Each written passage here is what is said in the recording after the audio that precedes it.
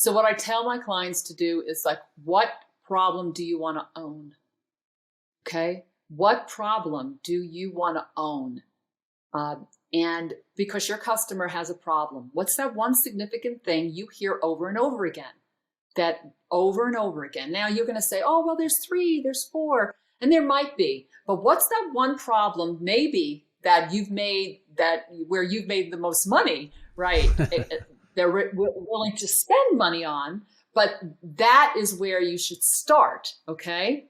And then create what they do with StoryBrand is they put a little salt on the wound. They, exacerbate the problem a little bit because we don't act unless there's a sense of urgency. Mm-hmm. So many times when you go to a website or even when you hear a speech, they don't talk about what the problem is. They go right to solution. This is how we'll make, even if you start, this is how we'll make your life better. And here's our solution. I don't even know what the problem is. Sometimes your customer doesn't even know they have one, mm-hmm. right? This is Evolve CPG, a community of purpose-driven brand leaders who not only believe in better, but actively pursue it. That's better products, better brands, and better leadership for a better world. You can join our online community right now where we're going further, faster together at community.evolvecpg.com. Join us. I'm your host, Gage Mitchell, founder and creative director of Modern Species, a sustainable brand design agency helping better brands grow and scale their impact. Since the day we launched, we've been lucky enough to book some amazing guests on our show. Now, as we inch closer to 100 episodes, we thought we'd take a moment to replay some of our top hits from 2021 to remind you all to dig back in the archives from time to time because there's a lot of wisdom just waiting for you to tune in.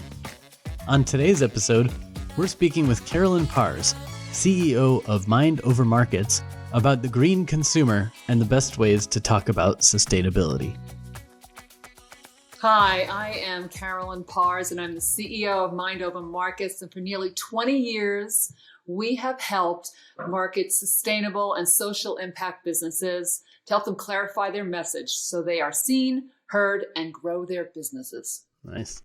Well, thank you for joining me. I'm super excited to chat with you. I've been following a lot of what you've been doing for a little while. We shared a city for a bit, and I know that we've shared a passion for sustainability for a lot longer. So I'm curious. I always loved knowing where some of those seeds got planted. Where does your sustainability passion or focus come from? That's a great question. I think I was born with it. It's when I say that, I remember when in my 20s that I started thinking about, like, why am I here? What's the purpose of this lifetime? Yeah. And I always was connected to earth and the nature, and I knew it had something to do with that. So, and I had a childhood where I lived on Long Island, New York, and we were around the water, and we did a lot of things outdoors. And so the outdoors and nature and meaningful life purpose have been living in me since I was a young adult. And it was a natural progression when my talents doing marketing. I was a copywriter, right? I started as a copywriter on Madison Avenue when I got out of school. But I worked for a lot of big brands, and even though, it was exciting, we were doing television and print and all sorts of things, I was feeling like I wasn't connected, right, to the companies I was working for. I mean, we were selling some cool stuff, but I really wanted to feel good about the products and services that I was pouring my heart out and trying to help market. So that's that combination of my business and my own interpersonal values came together. But as a kid, I was just, I was just outdoors all the time and reading a lot about the planet and about, Earth Day. And it was all so exciting to me. And I really think it was like a seed that was planted in me before I showed up, because it just always was, right? It wasn't like I had this defining moment where something happened and then I saw the light. I just felt like I was always in the light. Does that make sense? Yeah, that's cool. Yeah, it does. Do you feel like your parents nurtured that much, or was it kind of odd to them? I don't know if you were kind of going off on that path. They're like, "Oh, that's interesting," or were they like, "This is great. Let's nurture this and help you develop that interest." No, my father was an outdoors guy and my mom, but neither of them were like the environmental. I mean, they loved the outdoors, but there wasn't that as, I grew up with Twinkies, right? So it wasn't like, Yeah. Twinkies, double dogs, and, rice-a-roni was the food. So, and I remember, this is the thing, I wouldn't eat my vegetables, and the only thing I would eat were raw carrots. I couldn't eat that frozen stuff. So I was just like, that's another thing. I was just like a vegetable girl from the beginning. My parents tried to, when Yeah. they make steak, I'd be like, oh God, I can't eat this stuff. So, it just was Yeah. in my DNA. Yeah. Totally. Sounds like there's a couple overlaps there. I was also very vegetables, like not very much meat growing up, and I just loved fresh veggies all the time. Learned to like cook them or just eat them raw or whatever that.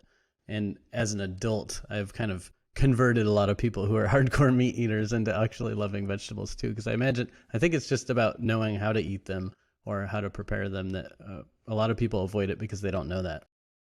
Yeah. But So my father, this was like in the 70s and 80s, just so you know, right? My father we had at our dinner table, he made a homemade salad bar, right? This is before there were salad bars. And so we would have the lettuce and the tomatoes and we'd get up and fill our plates. So after a while, we had raw vegetables all the time because that was like what we were eating. And we had a garden outside too, right? So, but I want to just make a little caveat, no judgment if you're eating meat, right? I know sometimes there's hardcore. There's no judgment. I just didn't have a propensity, didn't like it, right? So we all have to do things in modification. Yeah. If we can do it, sustainably and responsibly, then everyone should make their choices for their life. And I know animal is the hardest on, it's the hardest, right? There's methane that comes out of the poop from, the cows to the footprint that it has on the planet. So we want to go more plant-based if we can, for sure. So, but I just didn't want to make any of your listeners think that I was like anti this and anti that. I believe we need everybody right now on the planet to shift and turn the boat that we're on for climate change and other things. Yeah. So, yeah. Well, yeah, I think that most of the research shows that the American diet is a little unbalanced and we need more plants in the diet. So whether you're going all plants or just more plants, I think plants are an important part of the diet. And I'm with you on maybe that. The Atkins people so might renewable. Disagree, but most of the world agrees. Yeah. That's cool. So you've been kind of a bit of a earthy, healthy kind of person your whole life. But I also know that one of the things you're an expert in is the green consumer. So can you talk a little bit about kind of where your knowledge around green consumers started and how that's evolved over the years? When I decided that I wanted to leave Madison Avenue and try to work for brands that I believed in, right? I did some research, right? It was just when renewable energy and solar panels were beginning to get some traction. This was like in early 2003, around 2003. So I started researching that, and I took a look at the green consumer and what motivated them to buy. And I learned that if you have a pie chart, right, 19% of the population is what we call deep greens. Okay, deep greens are they're in the game no matter what. Okay, they buy with their values. They're buying 7th generation. They're buying Patagonia because they believe in the companies. They believe that those companies are doing good for the planet, and they will pay more, right? They'll pay a premium because it's who they are in their gut. Then there's the next group, which is about 33%, which we call the medium greens. And they will buy green or sustainability products around that, but it has to make sense. It has to economically work. And it also has the efficacies. I say I say spell green with 3 E's, right? It has to be ecological, Yeah. efficacy, and economy. All 3 of those things have to come together. And if it makes sense, they will purchase. Okay. So they're really the biggest piece of the pie. And I always say, aim your marketing there, because you got the deep greens already. And then the medium greens are the ones that you really have to build a case. Then there are the light greens, and that's like 16% of the population. And I always call them the Walmart shopper, that all of a sudden Walmart brings in organics, right, into their store. You know, by the way, Walmart is the number 1 seller of organic milk. Okay. So when they did that, they started moving the ball, right, a little bit towards organics, but that buyer would be looking at obviously price. It's got to be the same price, and then it's got to have a benefit beyond the environment. So the environment is not necessarily why they buy, but other attributes. So let me give you an example. My friend Anda, right, who was a classic. She was our kids grew up together, so she would kind of roll her eyes when I would bring little goodie bags that were healthy granola things with my son. And then one day she calls me up and she said, Carolyn, I was at Walmart and I saw the organic milk and I bought it. And I'm like, you did? What made you do that? And she said, well, the expiration date was longer than the conventional milk. And I said, way to go, Anda. I guess that's one way. You know, that was it. It wasn't that it had no hormones. It wasn't the pesticides. It just it stayed longer in the refrigerator. So, totally practical. Right. So that's like the light green. And then there's the rest are like I just say the no greens. And usually there's a political thing. They're like, we're never going to do that. And we know that whole grouping. So I don't even bother, right? Because they're not interested and they never will be. You're not going to convince them. Them. Yeah. Yeah. Exactly. So, yeah. That's interesting. It almost, I don't know if the percentages line up, but are you familiar with, it's been called so many different things. I first heard of it as the tech adoption curve, but they talk about I forget the very first stage, but then there's the early adopters and then the early majority and then the late majority. It's kind of a similar philosophy that you get these super hardcore, like people are willing to try new things, people who are, passionate about whatever that is that you're doing. That's the early majority. And they're going to kind of wave your flag for you. But the goal is to get them to wave the flag enough and to champion your brand to get you jumped across the chasm between the early adopters and the early majority. But once you get to that early majority, then you're more likely to have some sustainability with your brand, your movement, your mission, whatever, because now you've got more of the majority involved. And then the late majority is harder to get. And then I think the final stage is the laggards. And those are the people that are like, I'm never going to do it. At least they say that for 20 years and then maybe convert later. So it's kind of the shades of green. Unless climate change gets bad enough in their backyard, and then maybe there's going to be some changes. Yeah. Yeah, exactly. So yeah, I think it's the shades of green almost align with that. One question I would ask too is, another demographic people talk about a lot is the LOHAS, lifestyles of healthy and sustainable, that consumer. Where on the green chart do you see them? Are they more of the light green, the medium green, the dark green, or are they kind of a range? The LOHAS would be between the dark and the medium green. Okay. Right? They're conscious buyers. I've been to there's a LOHAS conference, right? There were LOHAS conferences in the past that I've been to, and I've actually recorded there. I did some podcasting there way back. But that grouping is definitely a mixture between that deep green consumer and the medium green, where, and that's a great space to be in. Okay.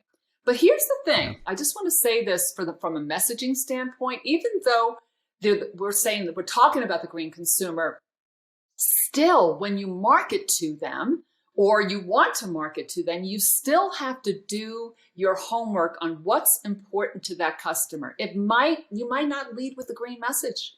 And many times that's the mistake that happens. A lot of times they'll come out with this, even a feel good, save the planet message. And that is what's going to motivate them. It might be a tipping point. It might be what brings them to a competitive advantage between two brands or two different products.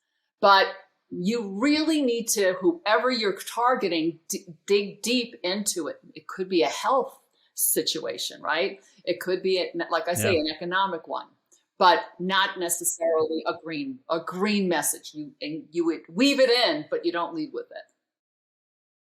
Yeah, and that's part of why I brought up the LOHAS, because healthy is a big part of that too, right? They're not just doing it to be altruistic and save the planet, but that is maybe one of their motivations. But they're doing it because they've found out, for whatever reason, that there are health attributes to be had in doing more sustainable or healthier or, more organic or whatever kind of things. And it seems that is a somewhat common kind of point for people to enter into the more sustainable realm. Especially I think around childbirth times, when people are not just concerned about themselves, but also concerned about this other life they have to take care of. I think all of a sudden health becomes this much more important sometimes than price, or much more important than convenience. And they start doing a lot more research. And there are those kind of like life moments like that put people on a path towards more healthy and sustainable lifestyles. And I think this whole COVID pandemic was one of those moments where all of a sudden people were stuck at home making their own food, thinking about, oh God, I don't want to get this COVID thing and get really sick. So they started thinking a little bit more about health. And I wonder how much this will shift the percentage of each of those green consumers moving forward from COVID. But have you seen any kind of transition in the numbers since COVID hit? I haven't. I don't think the numbers are yet out there, right? Like real numbers, real studies out there yet. But you're absolutely right. First of all, I want to comment on even myself when I had my children. What you put in your mouth, you put in your baby, right? So that is very true. Yeah. When we start, we're like, oh, now we're going to really we're going to read those ingredients on that package. And by the way, the millennials have been a very important group, that influential group that has helped promote more sustainable products in the marketplace. And that's why we're seeing them.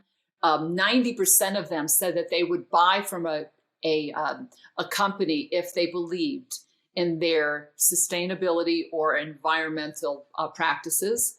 And 95% of them said that they would share that information with a friend. So that has helped push the envelope a bit for more green. Yeah. And then the Gen Z behind them are even more intense. So I sometimes call them the Gen, G, the Greta generation, right? So that are out there, right? Really activists, but I think a lot of us had that gene in our 20s, more activist oriented, but so it has had an impact there. Yeah. And maybe where millennials were somewhat mainstreaming sustainability or health, I think Gen Z might also level that up, but also bring social justice more into the mainstream as well, which is exciting to see. Absolutely. Hey y'all, we're going to take a quick break to let you know about a new podcast called CLIMIFY for designers, educators, and sustainability geeks. Host and design educator Eric Benson interviews acclaimed climate scientists and sustainability experts to find out how designers can help combat the climate crisis in their college classrooms. The discussions on this program are geared to help you climify your syllabi to assign projects that not only teach design fundamentals, but also can have a positive impact on our climate. You can find CLIMIFY on Apple Podcasts, Spotify, Google Play, or wherever you listen to your podcasts. If you want to join the conversation and become a climate designer, you can follow the show on Instagram at CLIMIFY Podcast or head over to our great teaching resources at climatedesigners.org/edu. All right, now let's get back to our conversation. Another point that you made that I thought was interesting was about actually understanding the consumer that you're trying to reach and appealing to whatever already motivates them. Because I think where a lot of companies mess up is they think we just need to convince this person to change their behaviors or whatever, and therefore, like, what motivates me, and I'll use that same messaging to try to motivate this consumer. But what seems to work better from a behavior design standpoint is, because it's really hard to motivate someone, and motivation comes and goes. So even if you build motivation for a moment and get them to buy your product, are they going to keep buying it, or will that motivation fizzle? So I think what works best is, and it leans on your point, is that if you tap into what already motivates that person, whether it's price, taste, quality, health, whatever it is, and you lean in on that as your messaging focus, then once they'll be more likely to buy your product. But once they're kind of buying your product, then you can weave in the stories of sustainability or impact or whatever were their secondary kind of considerations. That's fantastic. You said that right on. I wanted to cite a study that was done that came out of Yale University. A group of 16 Madison Avenue agencies came together to message climate change, right? And they did a study, and they did across 6,000 people were in it, cross section of the United States, half female, half male, Democrat, Republican, racial, ages. They just did a real slice of America, and to find out what the motivating messages would be for a climate change message. And they gave them 15 messages, and then they all rated them. And there were 2 messages out of the 15 where they came together. And when John Marshall was the one who headed that up, and he said to me, "Carolyn, I hate to tell you this, but it's not an environmental message." That one was like, I knew that was going to be true. Of course I knew that. Yeah. But the 2 messages where they came together were, one, powered by America, right? And let's get to work. It was an economic message, right? That climate change, which is what, we're hearing out of Washington right now, jobs, jobs, jobs. But climate change was really an economic opportunity versus save the polar bear, right? Or saving the planet. Now, I know that can infuriate some of my environmental friends, but where I see it is like, again, everybody, whatever is going to move the needle, let's move the needle. Let's get collective and move the needle. So that was that. So then know your customer, right? And message that way. And that's what I think is interesting about that too, is I know there's some debate over the validity of Maslow's hierarchy of needs, but where I think it kind of connects a lot is that I see that people usually lean towards the most pressing problem right now. So if they're struggling economically, they're going to be more interested in economic concerns right now than saving polar bears. But if they're doing fine economically and they've got, a roof over their head and they can afford good food, etc., once they've got their basic needs covered, then they can care about the polar bears. But you can't lead with the polar bears, because whether or not I'm going to pay my rent because I just got laid off because of COVID is going to be much more pressing right now. So I think that's sometimes a journey you have to go on with people is address their primary, most pressing concerns right now, and then kind of lead them on the journey, baby step by baby step, towards caring about the polar bears or whatever. Yeah, that is very true. And that when we had the last, not this past one with the COVID, but the economic downturn in the 80s. Do you remember that happened in the late 80s when there was a crash? There were brands out there like a Clorox and Windex came out with Greenworks and a whole green brands that went into mainstream. Sales soared, right? Pre-downturn. But here's the thing, that group, that demographic abandoned those products when the economic crash happened. They went back to the cheaper product, even though it was 10 or 20%. They went back to the cheaper product. However, for the deep greens, for the 7th generation, they're like Patagonia, so they're loyalists, right? And back to a value, they continued to. It was a slower growth, but they grew during that time. So you see what I'm saying? Like even though economic can become it really also depends on their strong value system and what's important to them. Which shade of green they are makes them more or less likely to flip or flop back and forth. Like if again all their needs are taken care of, they will vote with their dollar. But if all their needs aren't taken care of, they'll pull back. But the super greens, what you're saying is that they will keep voting with their dollar no matter what. And I think I resonate with that. They will.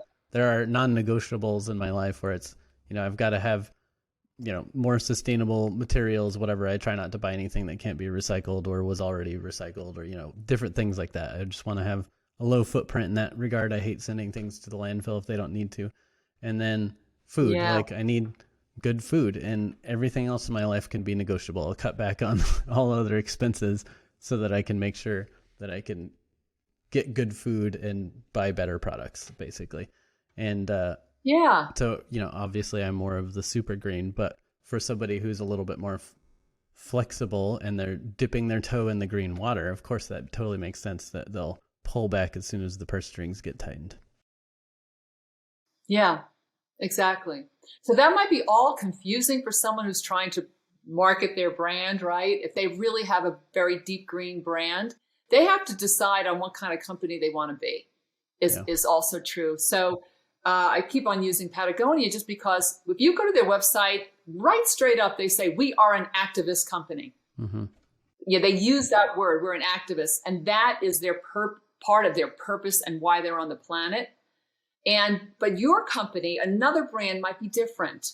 Maybe it's more include. They want to like widen the net, so their marketing messages would be different, a little different. Not that they wouldn't include the green, but they would be. They have a different purpose than a more. You called it super green. I love that. More the super green brands. Yeah. So.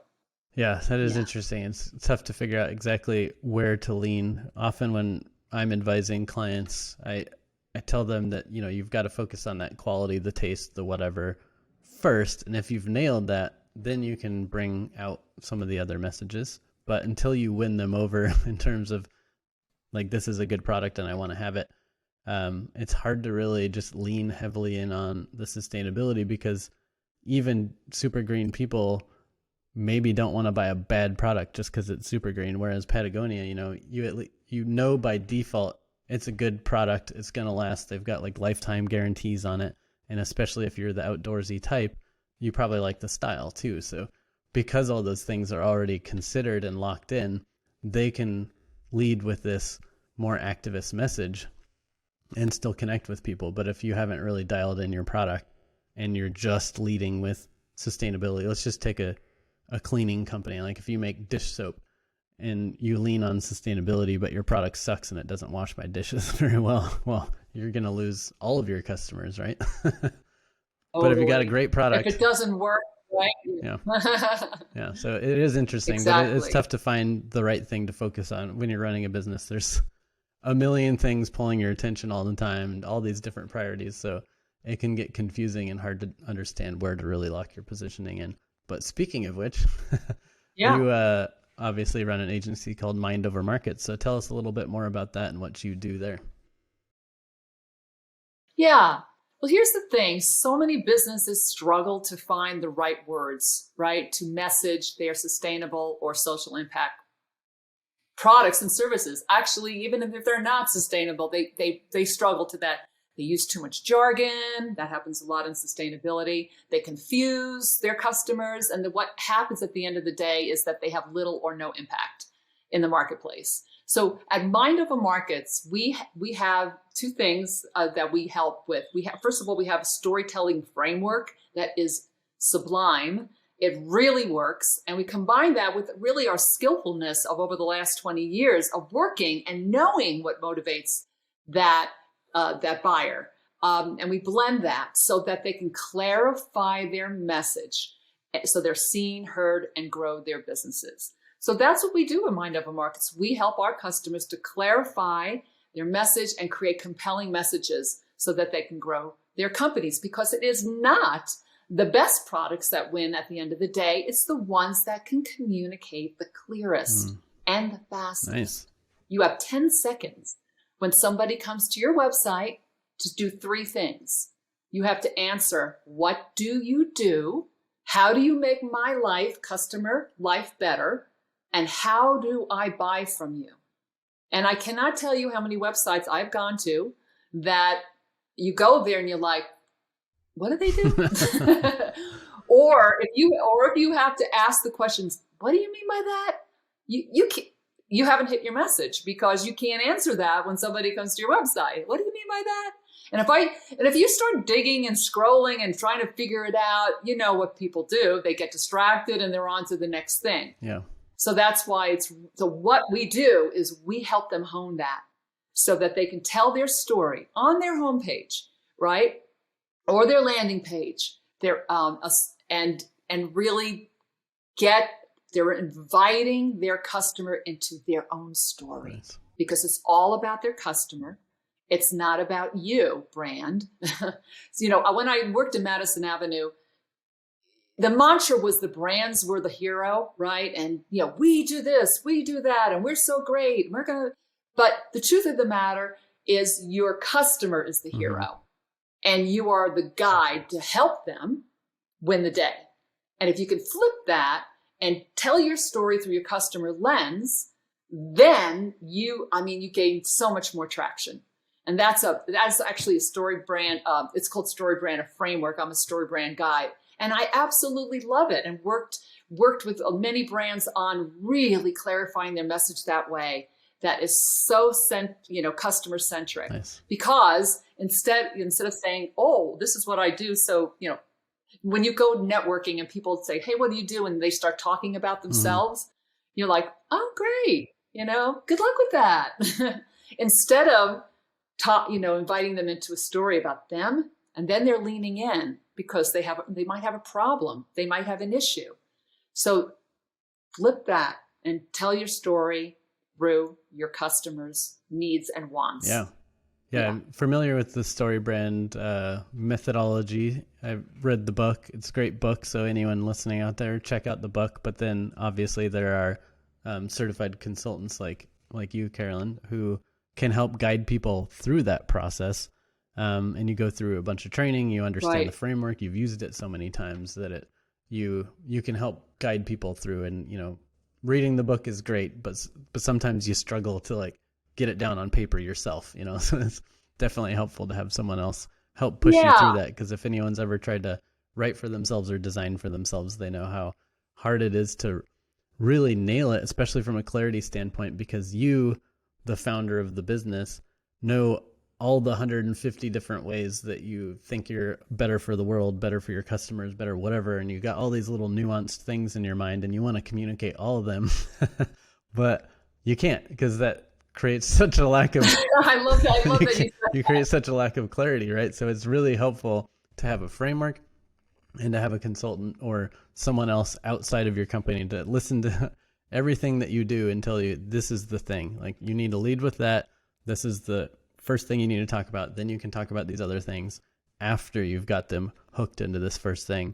And I also love that the story brand framework and what the work that you do helps flip it to be more about the customer. Because like you said, who wants to go to a website or listen to a webinar or something and all the person's talking about is how great they are and how cool they are and how awesome all their features are. Nobody wants to hear that. They want to hear how they're connected into this. They want to hear how their life is going to get better. And if you can kind of speak from that angle, you'll be much more effective. Right, exactly. So what I tell my clients to do is what problem do you want to own? Okay. What problem do you want to own? And because your customer has a problem, what's that one significant thing you hear over and over again? that over and over again. Now you're going to say, oh, well, there's 3, there's 4, and there might be, but what's that one problem maybe that you've made where you've made the most money, right? They're willing to spend money on, but that is where you should start. Okay. And then create what they do with StoryBrand is they put a little salt on the wound. They, exacerbate the problem a little bit because we don't act unless there's a sense of urgency. So many times when you go to a website or even when you hear a speech, they don't talk about what the problem is. They go right to solution. This is how we'll make, even if you start, this is how we'll make your life better. And here's our solution. I don't even know what the problem is. And sometimes your customer doesn't even know they have one. Right? And sustainability, sometimes they don't know how bad it really is. I worked with an organic mattress company. Like, who knew what was inside of that mattress that you're sleeping 1/3 of your life on, right? And you're like right on there. It's like that. So I would say to your listeners, what's that one problem, that significant problem that you hear over and over again? And start there. And then build your story around that. That's great. Yeah. So I'm curious, what kind of mistakes are you seeing people who don't understand StoryBrand framework or who don't understand the green consumer? Like, we'll call them just generalist marketers. What kind of mistakes do you see them making when they're trying to tailor their messaging? Yeah. One I already said is that they'll make the assumption that they'll lead with like a saving the planet message on some level. And unless I have one client where that is good, that is the way to go because their message, their customers are all environmentalists and they want to hear about that. Then you talk about it all day long, but that's not the case for most brands. So what's important to them? So the mistake they make is, number one, they lead with the green, and really it should be a supporting message. Another one is what you mentioned, is that they put too many ideas out there. We do this, we do that, we do this. When you put more than 2 or 3 ideas, they remember no ideas, right? They just don't, and so then what I hear sometimes startups or even companies that have been around for a while, they're like, well, we're limiting our niche, right? When we have just that. But the truth of the matter is when you become known for that and you drive that message over and over, you expand your business. So make sure you have that one idea that you're driving over and over. And you can tell the story as it blossoms out of the other things you do, but don't load it up with the laundry list of all the things that you solve, because I won't remember it. So that's another problem.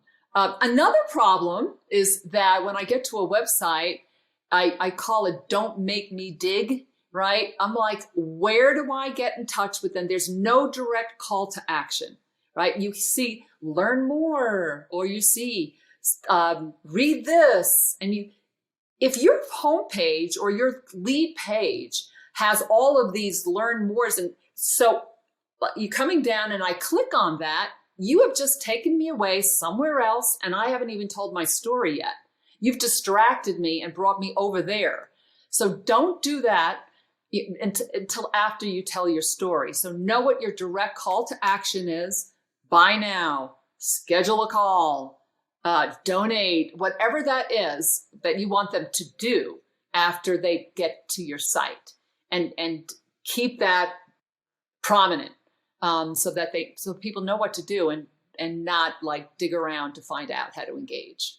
So those are like 3 common things that happen. And you probably know that as a designer as well, designing websites. Some of the messes people make when they do that. Yeah. From a user experience standpoint, I think most company owners or marketers or whatever want to put a zillion links everywhere, and every department wants to have their story on the homepage or whatever, and it's just a big mess with all these links going everywhere and all these conflicting messages, like you said, that don't really tell the story.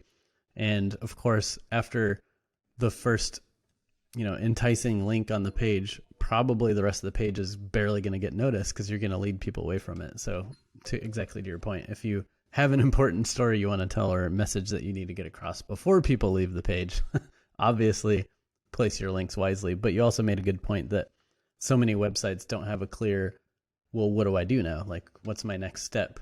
And if you've just got links pointing to every page of your website with no call us now, with no sign up now, with no whatever it is that your call to action is, I think that can be troublesome as well. Yeah, and contact us is not what I'm talking about. Yes, you can have your contact us button, but I'm talking about a very prominent, jump off the page button that tells me how to get a direct call to action to you. So that's a really important thing. One more I think I'll put in there, because this is a lost opportunity I see, is that people come to websites and, only 1 to 3, maybe 5% are going to engage with you right away, buy from you right away, because they're really needing it. And then there's another 95% that aren't. And if you haven't gotten their email address, if you haven't found a way to keep the conversation going after they come, then you've lost an opportunity. So creating what we call a lead generator, some high value, whether it's a PDF, whether it's a video, a podcast that you might be doing, a way to collect an email address, because that's what you own. Social media, you don't own, right? Because if Zuckerberg decides to to change an algorithm, you could be out. But if you got their email address, you own that. And now you can take them on a journey, and not like a sales journey, of more emails to warm them up and get them connected to you, so that when they are ready to buy, you are top of mind. So don't forget to do that, to have something there where you can give them something really juicy in exchange for their email. And it's got to be juicy, because people are not giving their emails. A newsletter is not too juicy these days, because it's like, who needs another newsletter, right? Yeah. Unless your newsletter is superb, like Motley Fools has their newsletter. But most of the time we don't do that. So create something that they really want to hear, right? And they're like, yeah, I'm going to give them my email address, and then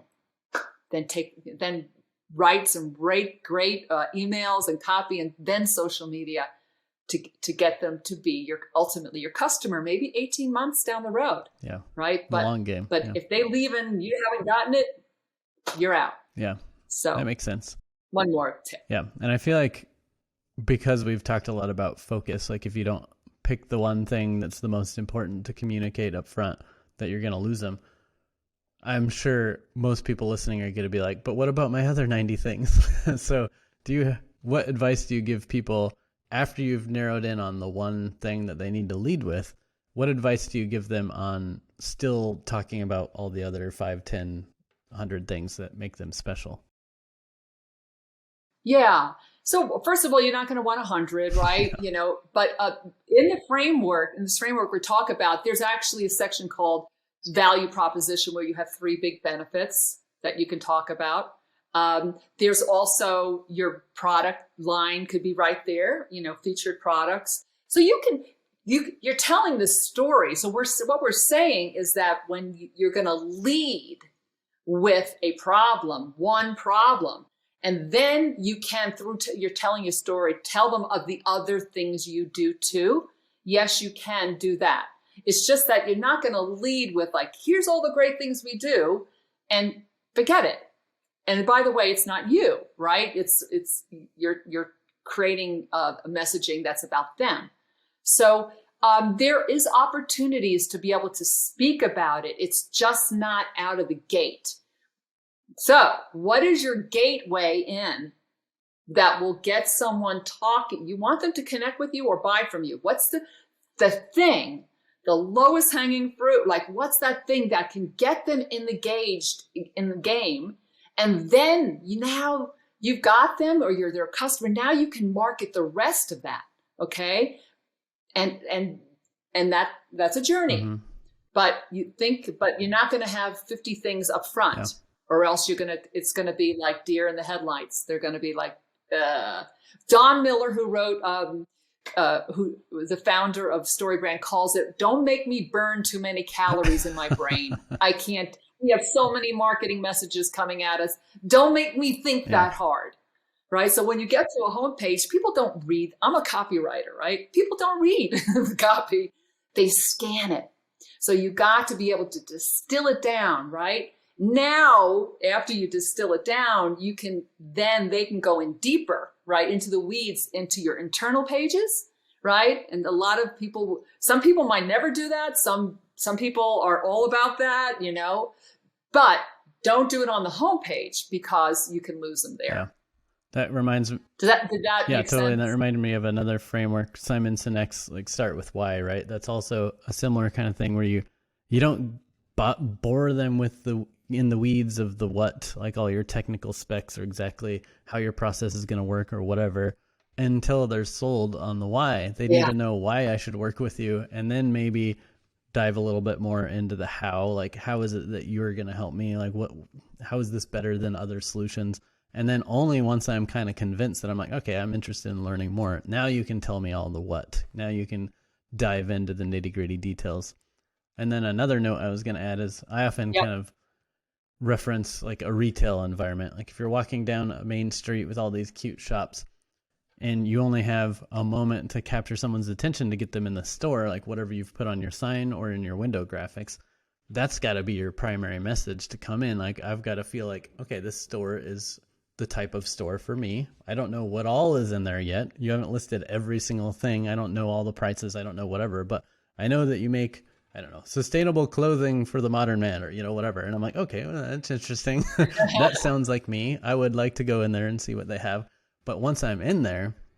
That's a good line, by the way. You might want to write that down. Pitch that to somebody. But once I'm in there, you can have little signs next to your clothing racks. Your staff can have interesting little lines that they use when they're engaging with you. Your little business cards or takeaway materials can have more information about your sustainability. You can have signs up on the walls. You can have all sorts of stuff. You can get people to sign up for an email list and get sustainability tips or fashion tips or whatever it is. There's so many other touch points to your brand that you can lead people through, but you got to start with that first message that gets them in the door. So that's why I often use a retail experience, because I feel like everyone's had that experience. That's a great, I love that. I might have to steal that from go you. For it. Okay. That's a great way of saying that. The whole purpose of that homepage or that sign is to pique my curiosity. Yeah. That's it. Now it's when your customer gets piqued and then they engage. Now it's up to you to take it the whole 9 yards. But that first piece, just like a subject line on an email, is to pique my curiosity enough to open it up. Okay. So that's that sign. Make it really good to make me go, oh, I want to know more. Beautiful. Yeah. So out of curiosity, do you have any interesting, juicy projects or anything you're working on right now that could be a bit of a case study for listeners and how you've helped brands? Yeah. So there's two actually. When we're talking about this right now, I'll give one example of actually it's a nonprofit. Now nonprofits notoriously are all about like, we're so good. Look what we're doing for the planet. And you should give me money. You should donate right here because we're helping all of these people. And that's normally how their communications are.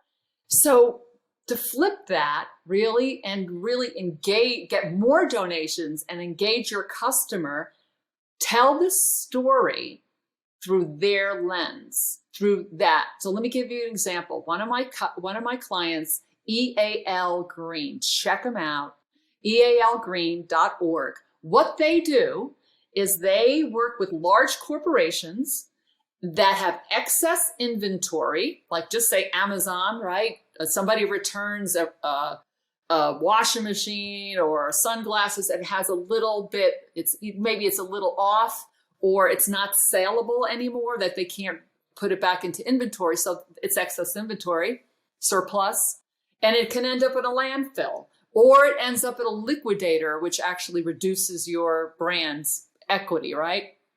Not great. So they say, hey, give me that excess inventory. And then what they do is they go to colleges and they said, hey, let's say a washer machine. Hey, we got this $1,000 washer machine and we're going to give it to you for $200, right? They got it for free, but they're selling it for $200, and that $800 extra that this cost, give us it in tuition. Okay. So now they get a $200 washing machine and then $800 in tuition. And then they take that tuition and collectively, a lot of different colleges that do it, and it becomes tuition for students in need. So they turn excess inventory to financial aid for students with financial needs. Okay, fantastic model. But now what they needed to they wanted to get more donations from corporations. So instead of saying, look at the great thing we're doing, we're putting all these kids through college and you should, they really need the money. The message was, when I asked them, well, what does that corporation want most? What do you keep hearing them say? And it's building the next workforce, right? So building the next workforce was their lead message, right? How do you turn the next workforce, right? You can turn the next workforce into build them and then put them through college so that they can be in the workplace and help you and help the economy. Nice. So that was the message versus like, oh, donate your products to us. So even if you're a nonprofit, right? Oh, so what happened was they put that message out, and within like a week's time, they said they got a call. I'm not going to say the name, from a huge company who was the head of global returns. Really loved what they were hearing, and then they've been trying to get to them for years, and then they made a connection. Nice. Instant because results. They started talking about their customer and not about how wonderful I am, right? The nonprofit. Yeah. That's one thing that I just wanted to say. But another that has nothing to do necessarily with this framework we're talking about. One of my clients is a utility, and I'm working on literally helping to decarbonize New Mexico, which is like, let's face it, right? The climate change is here, right? And it's rapidly accelerating, and we need to get to net zero carbon emissions as soon as possible. But for a utility, we still have to have reliable power, because if your lights go out, people will be calling you. So how can we do that? So this company that I'm working with, we're going into a stakeholder. I love this. They're collaborating with other environmentalists, other stakeholders to collectively come up with a decarbonization plan, because we need everyone now. So that's a big shift, that when it's not just about, we're going to make this plan and you're going to have to listen to it, but it's actually getting input from key stakeholders that can help on collectively create a plan to decarbonize New Mexico. So I'm in the process of doing those stakeholder interviews and making those. We just wrote a mission statement and guiding principles for this project, and we're now going out into the stakeholder process. So that's exciting to me, to be able to, because the impact of that, of really bringing, New Mexico, and let's face it, the entire planet, but really bringing, by 2040, they want to be at zero emissions, right? And being really on the inside game on that for a state. I used to live in New Mexico, so it's near and dear to my heart. Yeah. So that's one of the things we're working on. But it's still back to how do we wrap this around? When you create a mission statement, usually they end up on a shelf, somewhere gathering dust. And you ask anybody, like, what is your mission statement? And they're like, I don't know. It's this long paragraph. Let me pull it up. So your mission statement should be so tight, right, that people get it, like, and everybody should know it. And it should be compelling, just like your message should be compelling. And I use Tesla. I love Tesla. I spoke to she's the global head of sustainability at Tesla. And she said, everybody from the C-level right down to people that, work the equipment know this, is that our mission statement is accelerating the world to sustainable energy. Nice. And if you don't know that, she said, you don't work at this company. It's memorized. So it's really, that's how you engage, really. So they're in a story with you. It's not just like a top-down thing. They're engaged in a story. So that feels really, that's why it's so exciting to be part of this decarbonization, because we're doing that too. We're inviting everyone into a story that they're a part of. Okay? That's what's beautiful about those co-design processes. Like you said, it's not a few people got in a room and decided what everyone else should do, and now we're going to force you to do it by putting in a law or, whatever it is. But you literally engage everyone. They get to be part of the process. Therefore, you're going to have buy-in from them, most likely, because they were part of the process. Their voice was heard. Maybe some of their ideas made it into the final suggestion. So it's such a great tool, not only for making something that's more systems approach, like you've heard from everyone, so you've gotten all the different angles, but by the time you put together your final recommendations or the final plan, you've already got so much buy-in from all the key stakeholders, players in that space, to help it be more possible that your goals will be met. Absolutely. Rather than meeting with resistance. Exactly. That's cool. Exactly. Because that's one of those mistakes people make, right? They'll maybe a group will put together a mission, but not everybody has buy-in. And that's why you create those guiding principles, those clear actions, the key characteristics, all of those reasons why to live into the mission statement and back to Simon and get to your big why around that. So. Yeah. And I love that note about mission statements too. Another example is Patagonia recently changed theirs from, a few paragraphs like most companies have. And that's why nobody can remember it, because it's multiple paragraphs with a bunch of jargon. But they simplified theirs to something to the effect of, we're on a mission to save our home planet. That's it.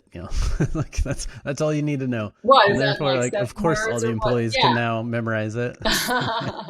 And I love it. Even people who don't work there like me now can know your mission statement, which when would that ever happen? Like, what consumers ever know a company's mission statement? Totally. So I love it. I love the idea of it's totally simplifying it, distilling it down. That makes sense. You can always have tons of paragraphs explaining it if needed later, but like if you hook me with that one line, then I'm sold. Yeah.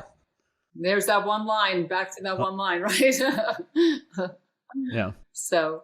That was beautiful. I know I've already taken up tons of your time and we've shared tons of tips and strategies. Before we close out, is there anything else you want to leave our listeners with on how to tell better sustainability stories? Yeah, I think that I'm going to, it's repetition. Oh, here we go. I love this. It's repetition, repetition, repetition. So when I say this, nice. When you get sick of it, your message, you're doing a great job. Okay. So get the one message, repeat it over and over again. And I'm going to repeat mine to give you an example. It's not the best products and services that sell the best. It's the ones that communicate the clearest and the fastest.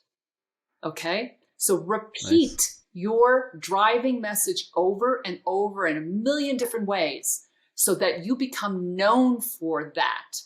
And then you will watch your sales go up. I promise you. This is not rocket science. So that's what I want to leave. Beautiful.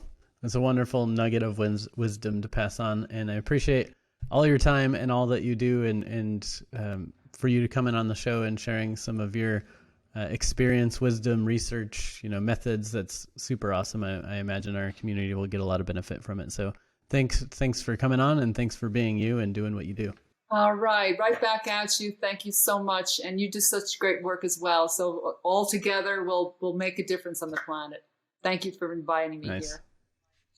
Go team. Thanks for listening. If you'd like to learn more about Carolyn or her agency, go to mindovermarkets.com. Subscribe to our podcast and YouTube channel for more innovator interviews, expert advice, and leadership discussions. If you like this episode, leave a heart, thumbs up, or review, and share it with your colleagues. As an ever-evolving show, we also love feedback, so send us your thoughts or ideas for who we should talk to next to evolve@modernspecies.com.